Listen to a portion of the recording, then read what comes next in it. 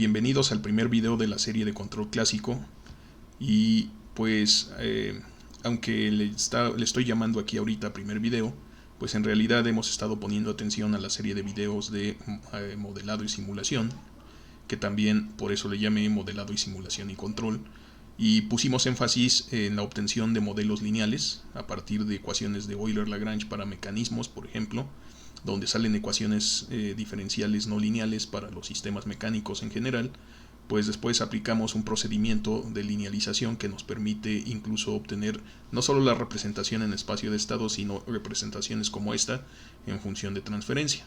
Entonces, control clásico, pues realmente lo que vamos a hacer es ya que sabemos cómo obtener esos modelos, pues vamos a aplicar ciertas técnicas para lograr cumplir nuestros objetivos de control en sistemas cuyas funciones de transferencia son así, o sea, sistemas lineales e invariantes en el tiempo.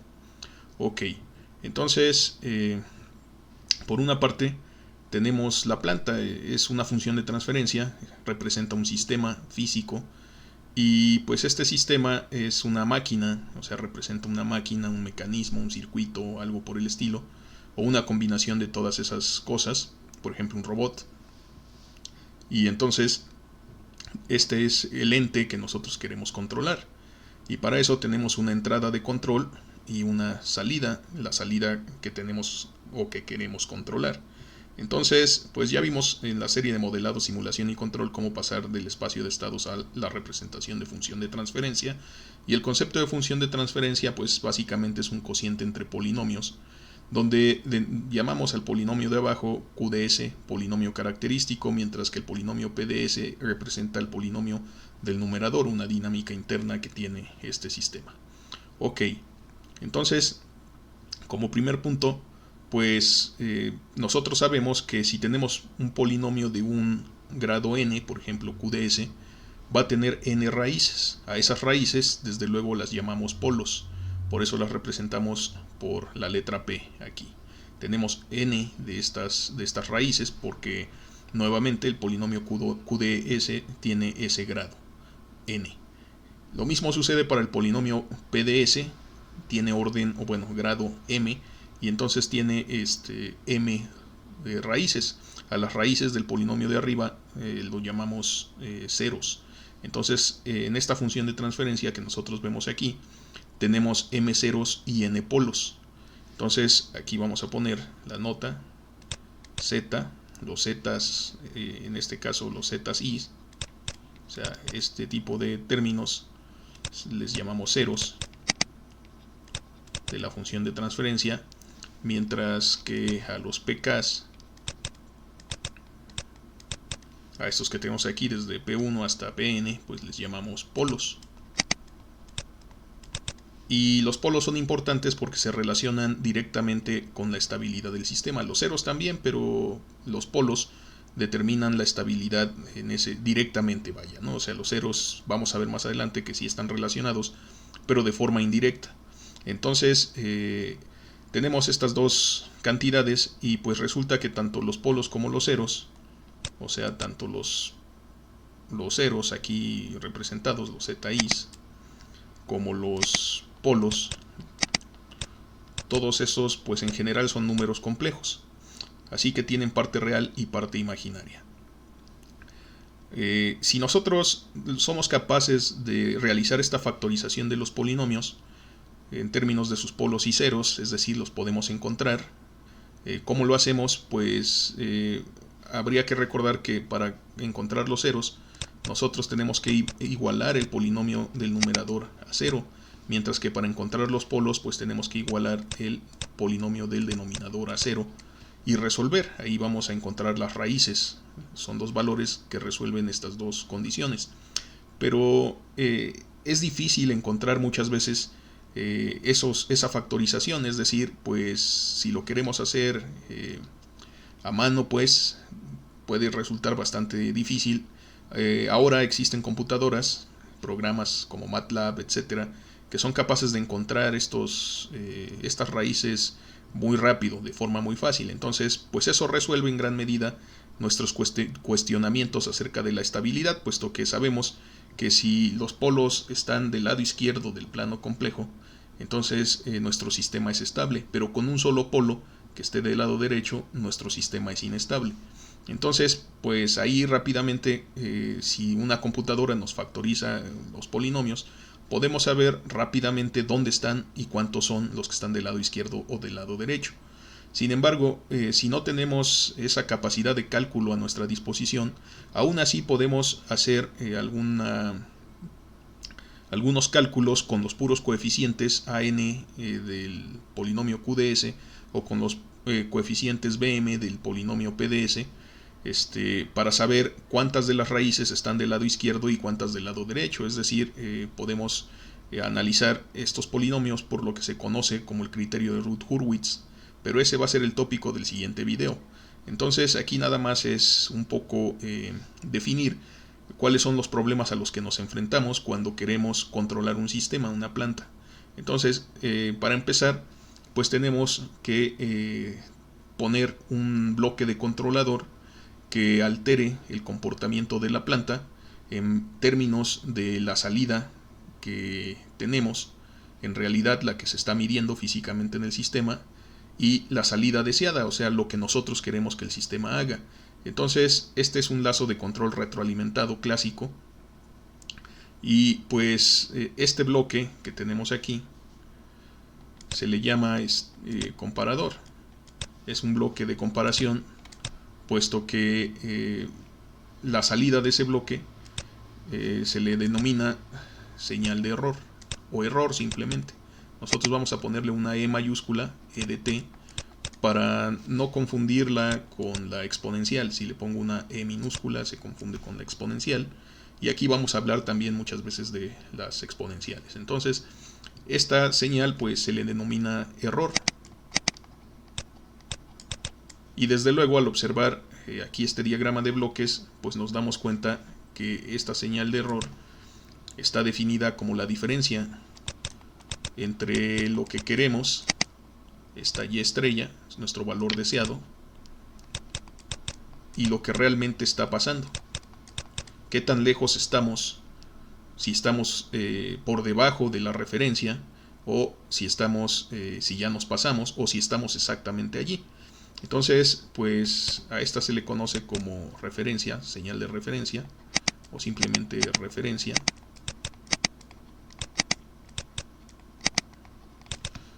Y aquí tenemos el error. Bueno, el error sirve para calcular. En términos del error, nosotros aplicamos un controlador. Aquí tenemos un bloque, controlador. Este es el control. Y aquí nosotros tenemos la planta. Es decir, la máquina que originalmente teníamos que queremos controlar. Entonces aquí en este punto, pues lo que nosotros tenemos es pues la señal de control, así se le conoce. Entonces, bueno, más propiamente a este bloque de aquí se le llama controlador.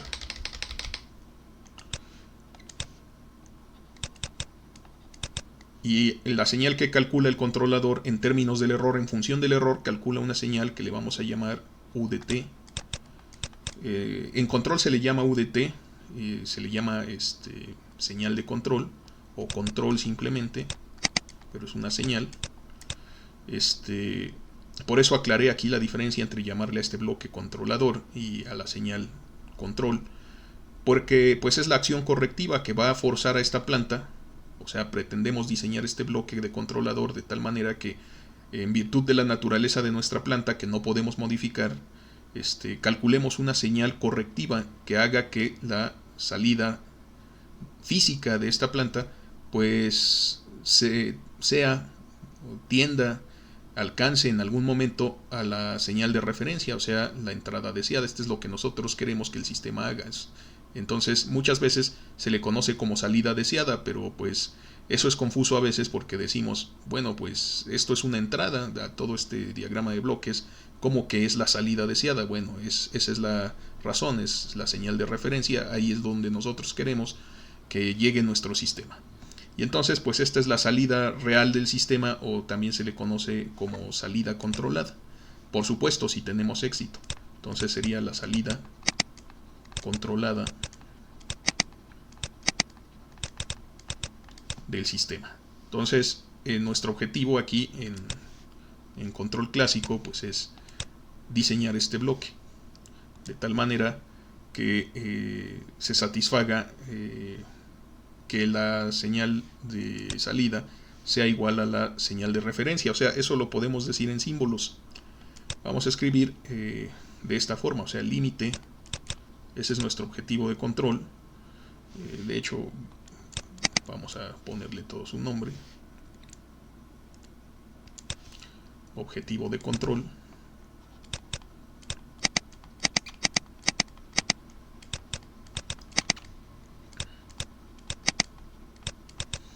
Este es un sistema, desde luego, de control automático. Entonces, nuestro objetivo de control en ese sistema pues es que la señal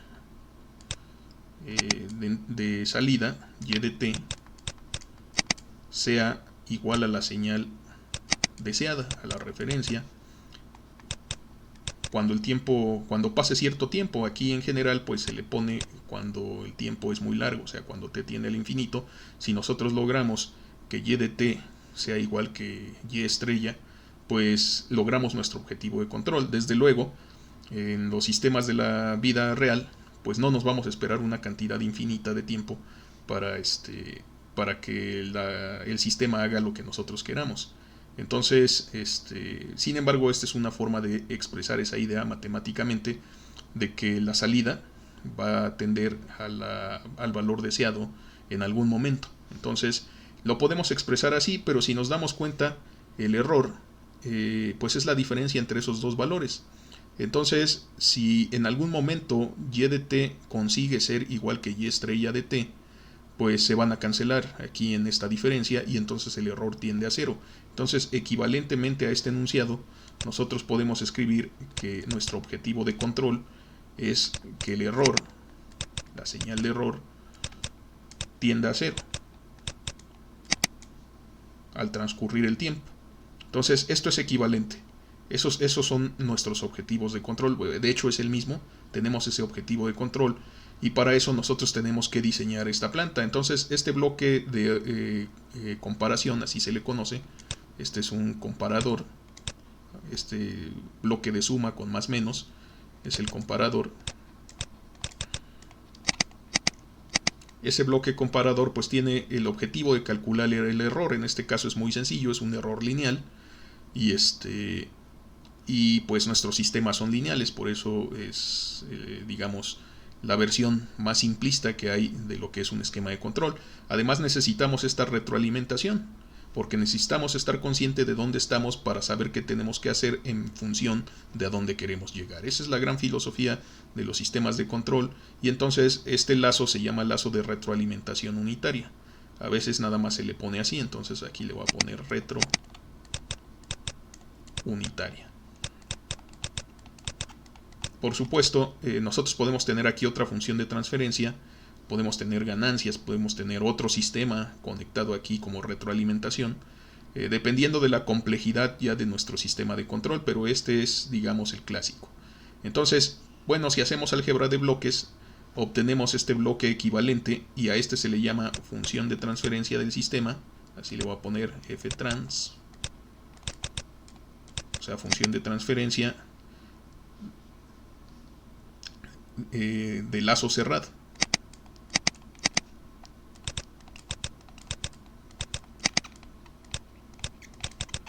Y pues me pueden decir, bueno, ¿cómo que es una función de transferencia de lazo cerrado si yo aquí no veo ningún lazo cerrado? Bueno, lo que pasa es que en realidad procede de hacer álgebra de bloques sobre este lazo cerrado de control. Este sí es un lazo cerrado, debido a la retro unitaria. Entonces, todo esto de aquí pues es equivalente a esta función de transferencia, por lo cual aquí a la entrada nosotros tenemos y estrella, o sea, el valor deseado, y la salida pues es la salida controlada, o sea, la salida real del sistema, y de t. Entonces, ¿por qué lo hacemos así? Bueno, porque si nosotros tenemos este tipo de función de transferencia, pues es análogo a esta de aquí. Nosotros tenemos muchas herramientas para analizar muchas características de esta función de transferencia. Entonces podemos aplicar esas mismas herramientas al análisis de esta función de transferencia en lazo cerrado, puesto que solo cambia en el nombre que tiene aquí lazo cerrado, pero en realidad pues es solo una función de transferencia, así que le podemos aplicar esas herramientas y podemos checar si va a cumplir con el objetivo de control. Y algo muy importante que no se nos debe olvidar jamás en sistemas de control, tiene que conseguir esto de forma estable. O sea, el sistema de control siempre tiene que ser estable, porque de lo contrario pues no va a funcionar. Entonces, mientras conseguimos nuestro objetivo de control, lo tenemos que hacer de forma estable, y para garantizar que este sistema ya en lazo cerrado es estable, pues necesitamos que todos los polos estén del lado izquierdo del plano complejo en el dominio de Laplace para este sistema en lazo cerrado. Entonces aquí hay algo importante que tenemos que mencionar también, y eso es que a veces las plantas, o sea las máquinas, son inestables por naturaleza. Piensen en el carro, en el ejemplo que hemos visto en la serie de modelado y simulación del péndulo carro. Ese péndulo carro pues es un sistema inestable. Si nosotros perturbamos el péndulo, pues va a terminar por caerse y no va a regresar al punto donde lo quisiéramos mantener controlado, que es en su posición invertida. Y nuestro objetivo consiste en diseñar la fuerza F de t, o sea, esta sería U de t, también lo vimos cuando la representamos en estados, y sería esta de aquí, esta señal. Tenemos que diseñar este bloque que calcule F de t de tal manera que el péndulo no se caiga, se mantenga aquí en la vertical en su posición invertida. Entonces, sin embargo, el sistema originalmente es inestable. ¿Eso qué quiere decir? Pues que va a tener algunos polos del lado derecho. Pero si nosotros sabemos diseñar bien el controlador y bajo ciertas condiciones, nosotros podemos lograr que estos polos pasen al lado izquierdo cuando cerramos el lazo de control. Entonces, pues el sistema es inestable, pero es estabilizable, es decir, se puede estabilizar. Ya en lazo cerrado podemos conseguir que el comportamiento sea estable, los polos estén del lado izquierdo.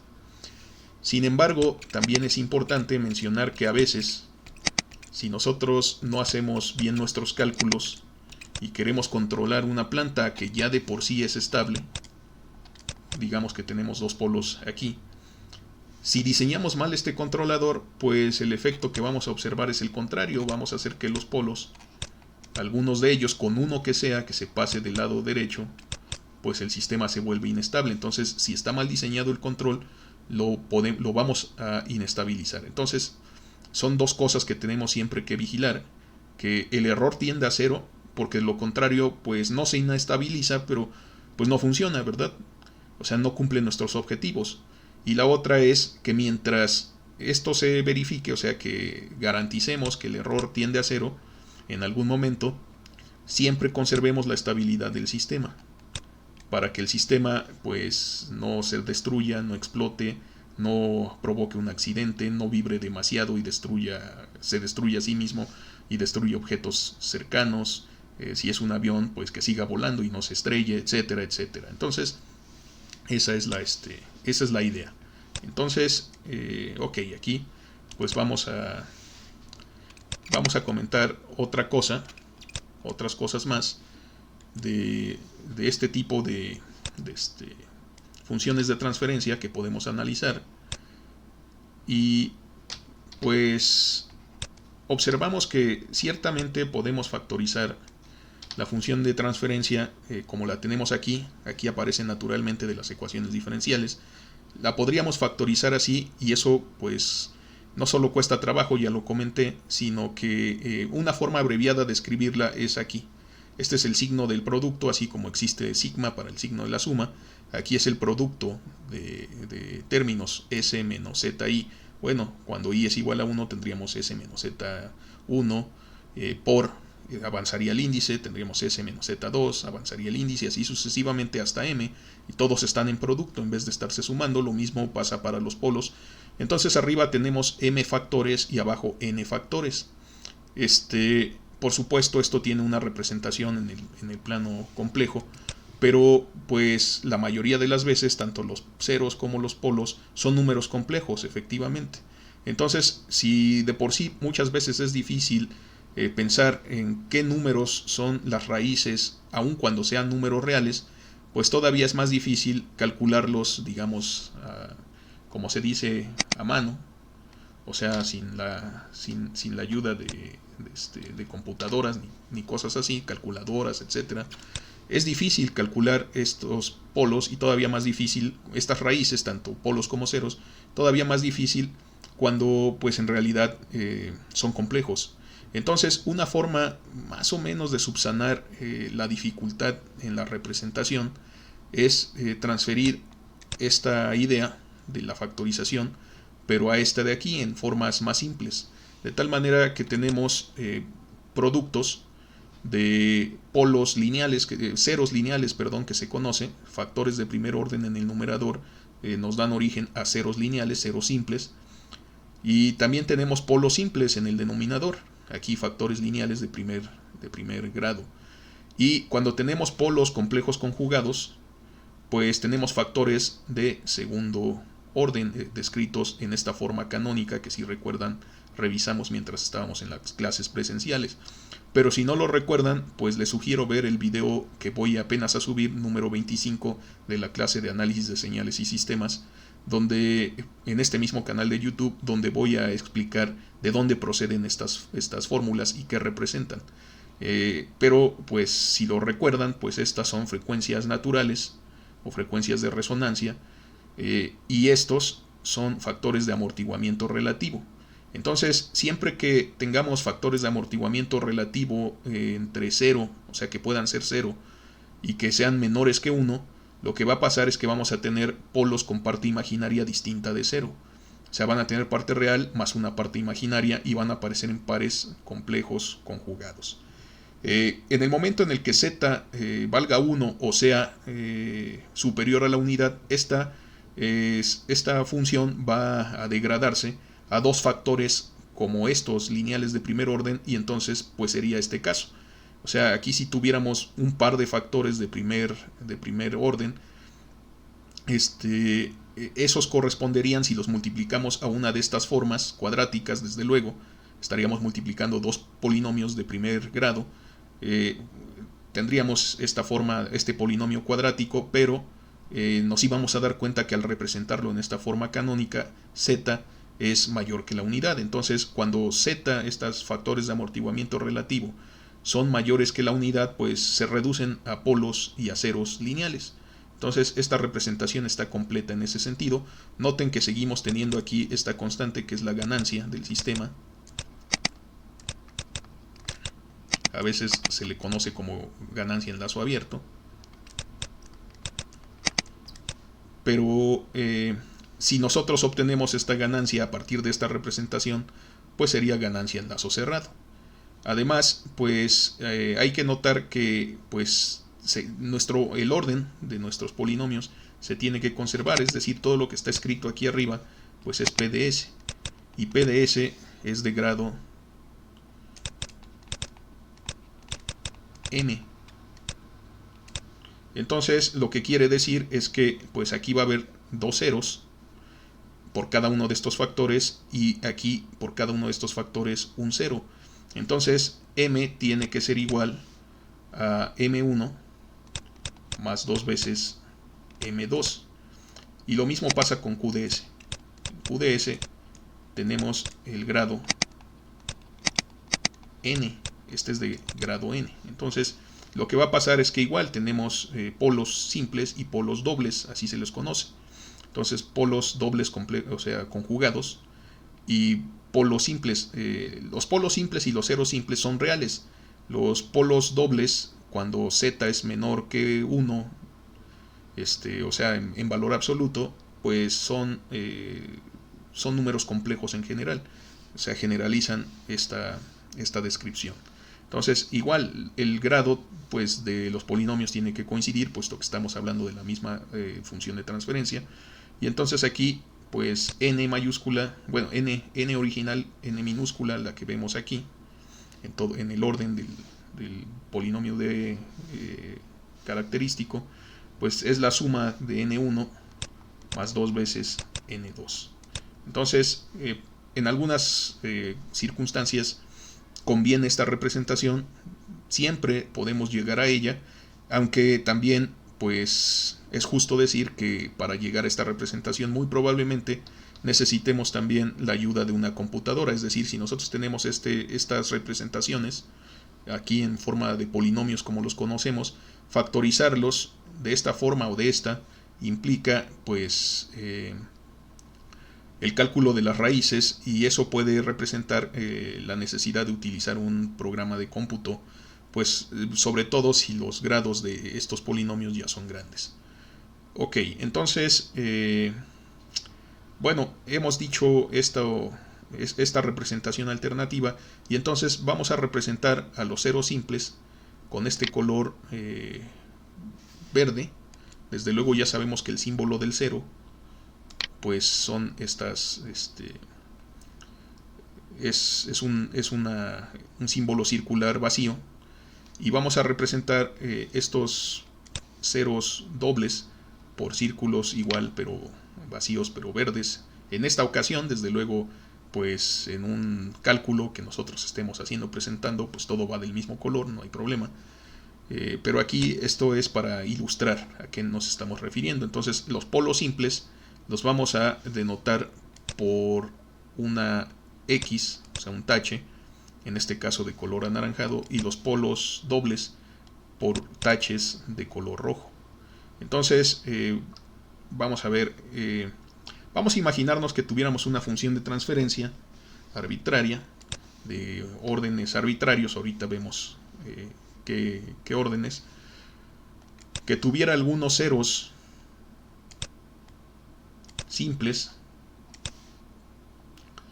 y desde luego algunos ceros dobles, o sea, pero cuando aparecen aquí aparecen en pares conjugados, y su parte imaginaria es distinta de cero, como habíamos comentado, solo para valores absolutos de estos factores z de amortiguamiento relativo menores a la unidad. Entonces pues vamos a imaginarnos que a lo mejor tuviéramos un cero por aquí y aparece su reflejo, o sea, su cero conjugado.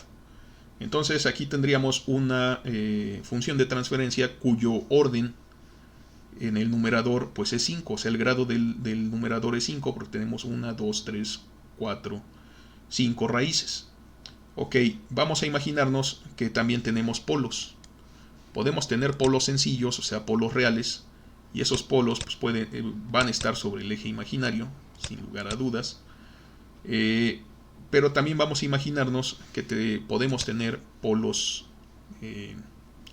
igual, pares de polos conjugados, y estos pares de polos conjugados representados por este tipo de factores pues están obviamente con componente imaginaria diferente de cero y aparecen en reflejos, de tal manera que en este dibujo del dominio de Laplace para una función de transferencia de un sistema físico, los polos y los ceros aparecen en patrones donde lo que está arriba del dibujo, o sea, sobre el eje sigma, es exactamente el reflejo de lo que está por debajo.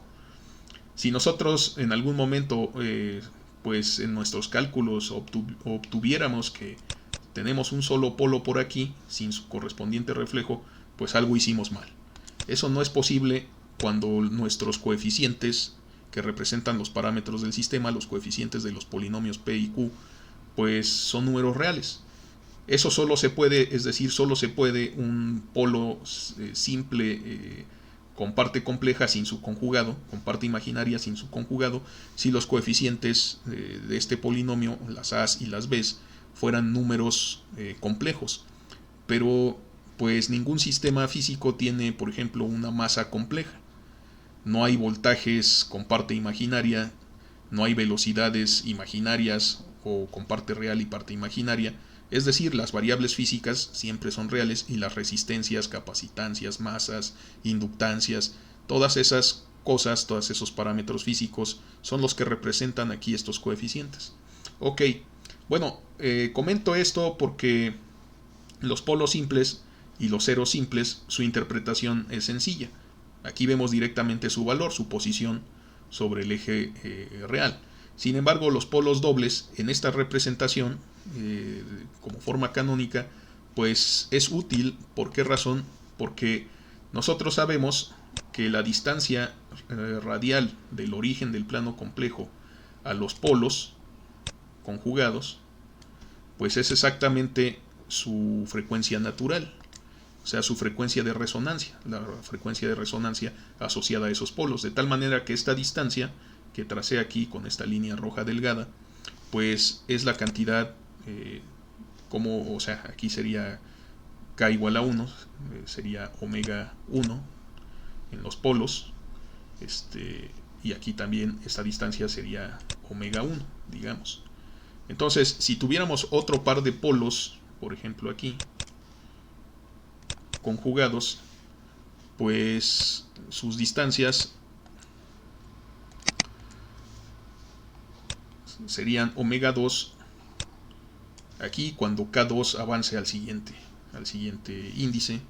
Entonces,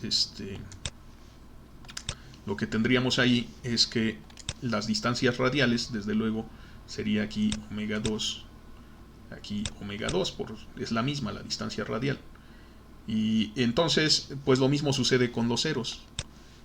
Aquí estos ceros conjugados que aparecen, pues tendríamos sus distancias radiales están dadas por los valores omega i en este caso.